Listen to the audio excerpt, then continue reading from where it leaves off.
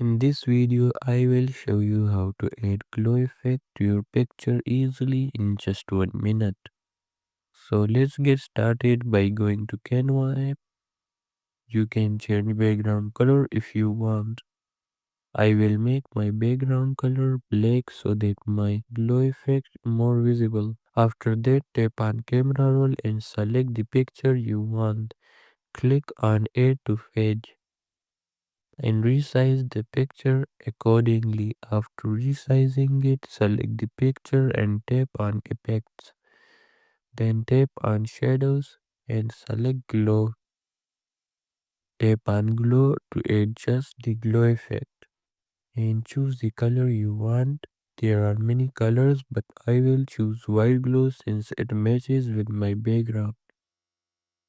Now for the adjustment, I will choose intensity 100%, blur amount 60%, and size 20%. Resize the picture and then save it from top right corner. So that's it for this video. Make sure to like and subscribe for more videos. Thanks for watching.